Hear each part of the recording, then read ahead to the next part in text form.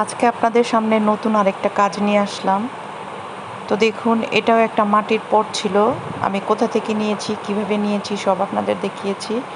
এটার মধ্যে আমি প্রথম জেসো দিয়ে একদিন রেখে দিয়েছিলাম শুকানোর পর, তারপর এর মধ্যে কালার করেছি। কলা পাতার রঙটা আমার ভালো লেগেছে, সেটাই দিয়েছি। আর বর্ডারটা দিয়েছি আমি মিষ্টি কালার, বা আপনারা গোলাপিও বলতে পারেন।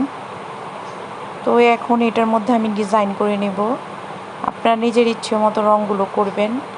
নির্দিষ্ট কোনো রং যে করতে হবে এমন কোনো কথা নেই। দেখুন, এখানে একটা বিয়ের কার্ডের কেটে আমি সুন্দর একটা শেপ দিয়ে দিয়েছি। ওই শেপ অনুযায়ী আমি এখানে ভালো মতো ডিজাইন অনুযায়ী এঁকে নেব।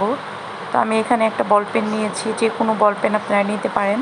হালকা করে একটু আঁচড় দিলেই সুন্দর একটা দাগ চলে আসবে। সেই দাগ অনুযায়ী, সেই ডিজাইন অনুযায়ী আপনারা কালার করবেন। দেখুন, কাজটা দেখতে আপনাদের যতটা কঠিন মনে হচ্ছে, আসলে ততটা কঠিন না, একদমই সহজ। দেখুন, এর মধ্যে আমি অ্যাক্রিলিক কালার দিচ্ছি। আর যে ডিজাইনগুলো করব, পাশে থাকুন। আল্লাহ হাফেজ।